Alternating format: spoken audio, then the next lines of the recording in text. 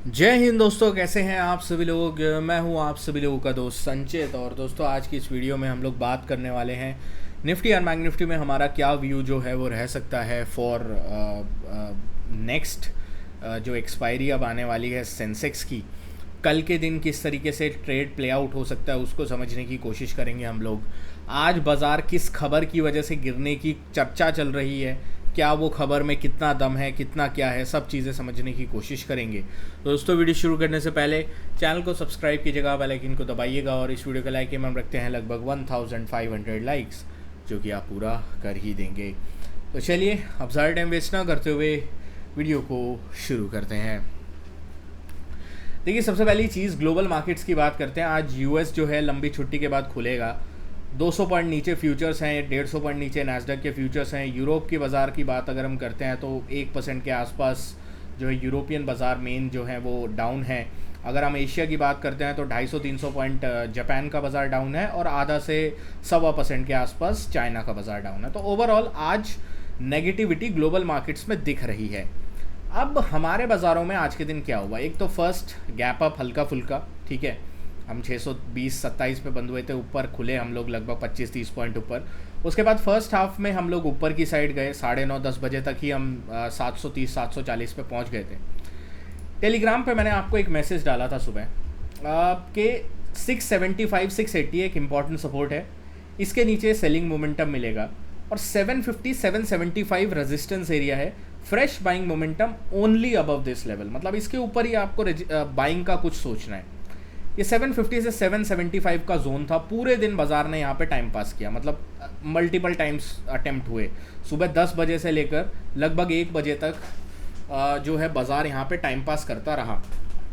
And then sudden sell off, मतलब 1 बजे से लेकर 2 बजे तक 1 घंटे के अंदर निफ्टी ने जो है 200 पॉइंट 250 पॉइंट साफ कर दिए और साइडवेज होके इन दी एंड बाजार जो है बंद हो गया। अब खबरें क्या चल रही हैं, सबसे पहले कुछ खबरों पे नज़र डालेंगे। कल रात को मैंने अपडेट दिया था आपको लेट नाइट कि यूएस का जो ट्रेजरी सेक्रेटरी है बेसेंट, मान लीजिए वहाँ के वित्त मंत्री जो हैं, उन्होंने ये बोला है कि यूएस और यूरोप जो है वो प्रोग्रेस कर रहे हैं मिल के इंडिया का जो रशियन ऑयल परचेजेज हैं इनको क्रैकडाउन करने के लिए। मतलब यूरोप और यूएस अब मिलके कुछ ऐसा करने की तैयारी कर रहे हैं जिससे इंडिया जो है रशिया से ऑयल ना खरीद पाए। अब ऐसा लग रहा था सिर्फ इंडिया को टारगेट करने की बात चल रही है, तब तक इनके बाज़ारों पे कुछ इम्पैक्ट पड़ा नहीं। फिर उन्होंने लिया चाइना का नाम। चाइना और India are bad actors in Ukraine fuelling Russian war machine. मतलब रशिया का साथ जो है चाइना और इंडिया दे रहा है और उसकी वजह से जो है हम लोग कुछ कार्रवाई करेंगे। ये उनकी तरफ से बयान रात को दिए गए, देर रात को। एंड उसके बाद जो है उनके फ्यूचर्स में डेफिनेटली प्रेशर आया। चाइनीज़ फ्यूचर्स उतने नहीं गिरे, ना ही हमारा मार्केट अगर आप ऊपर से देखो तो काफ़ी गिरा है। बट ओवरऑल अगर आप देखो तो ऐसा कुछ पैनिक सिचुएशन अभी तो नहीं हुई। पैनिक सिचुएशन हुई सेकेंड हाफ में, जब एक खबर उड़ती उड़ती आई कि सऊदी अरेबिया और इराक ने जो है वो इंडिया को ऑयल सप्लाई करना बंद कर दिया है। क्यों? क्योंकि ईयू ने सैंक्शन लगाया है।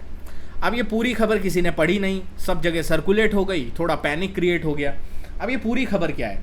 पूरी खबर ये है कि सऊदी अरब और इराक ने जो है इंडिया की नयारा एनर्जी रिफाइनरी, जो कि रोजनेफ्ट द्वारा जो कंट्रोल करी जाती है, उसको तेल सप्लाई करना बंद कर दिया है अगस्त में। क्यों? क्योंकि यूरोपियन यूनियन के सैंक्शन लगे हैं। अब इसकी अगर आप देखो, नयारा जो है वो around 8% of the Indian oil जो है वो प्रोसेस करती है और इसने जो है पिछले कुछ दिनों में 70 से 80% जो है अपनी कैपेसिटी ऑलरेडी डाउन कर दी है। क्यों? क्योंकि सेल्स में उनको डिफ़िकल्टी आ रही है। तो फ्यूल एक्सपर्ट्स की माने, ठीक है, या जितने भी एक्सपर्ट्स जो इस वक्त फ्यूल के क्षेत्र में थोड़ा ज़्यादा जानकारी रखते हैं, उनके हिसाब से फ्यूल एक्सपोर्ट्स पे जो है वो ज़्यादा इम्पैक्ट नहीं पड़ना चाहिए इस चीज़ का। बट हाँ, ये चीज़ की खबर सही तरीके से इंटरप्रेटेट नहीं करी गई, सही तरीके से पेश नहीं करी गई। कोई मीडिया आउटलेट्स पे सिर्फ ये खबर छप गई कि सऊदी अरब और इराक ने इंडिया को तेल सप्लाई करना बंद कर दिया है यूरोपियन यूनियन के सैंक्शन की वजह से, तो एक पैनिक सा क्रिएट हुआ। बल्कि ऐसा अभी कुछ नहीं है। दिक्कत हमें होगी अगर ट्रंप जो है आगे कुछ कार्रवाई यूरोपियन यूनियन के साथ मिलके कोई सैंक्शन या फिर कोई टैरिफ एक्स्ट्रा लगाने की बात करता है तो, और वो बात अगर उसने करी और उसमें चाइना को इंक्लूड करा, ठीक है, इंडिया को आप जो है, अभी इंडिया एक ग्रोइंग इकोनॉमी है, हम ऐसा नहीं कि हम बहुत जो है स्ट्रॉन्ग जो है पावरफुल ग्लोबल इकोनॉमी है, हम डोमेस्टिक बहुत स्ट्रॉन्ग इकोनॉमी है। तो इंडिया पे अगर आप इम्पैक्ट करते हो, कुछ सैंक्शन लगाते हो, टैरिफ लगाते हो, तो उसका इम्पैक्ट डोमेस्टिक जो कंपनीज हैं वो झेल लेती हैं।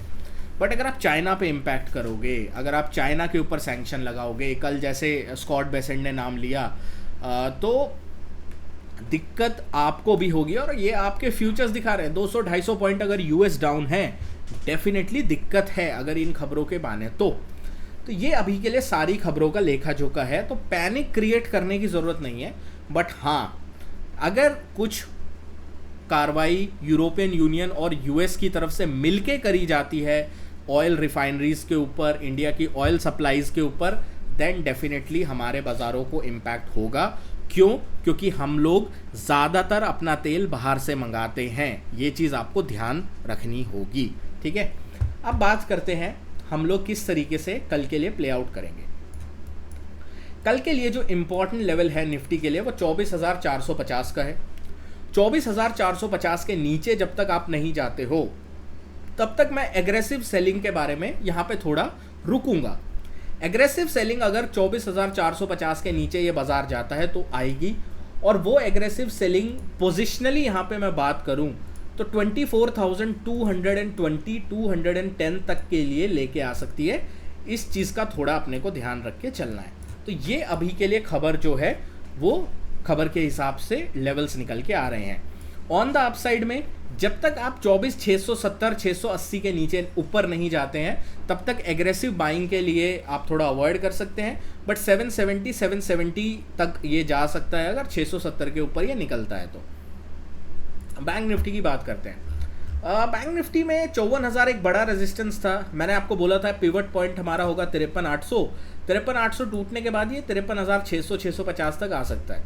तो 53,600-650 के बिल्कुल मुहाने पर बैंक निफ्टी आ गया है और यहीं पे बंद हुआ है।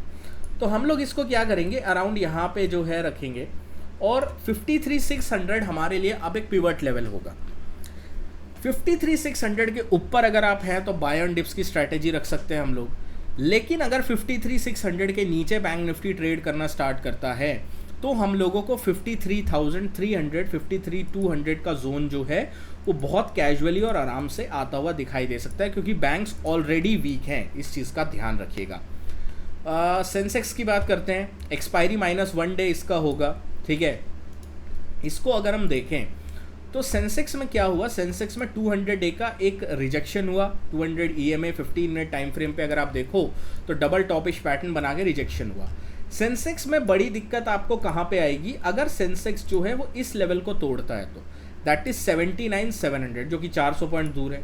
उससे पहले कोई ढंग का सपोर्ट में खोजने जाऊं तो यही है जो आज का लो लगा है, अराउंड 80,000 के आसपास। तो 80,000 के नीचे अगर सेंसेक्स जाता है तो 300 पॉइंट का और फॉल आ सकता है। तो 80,000 एज अ पिवट लेवल हम लोग ध्यान में रखेंगे। 80,000 के ऊपर अगर आप टिकते हैं तो स्ट्रॉन्ग है, 80,000 के नीचे अगर आप जाते हैं तो वीकनेस गहरा सकती है। इस चीज़ का अपने को ध्यान रख के फॉर सेंसेक्स चलना है। दोस्तों आशा करता हूँ वीडियो आपको पसंद आई होगी।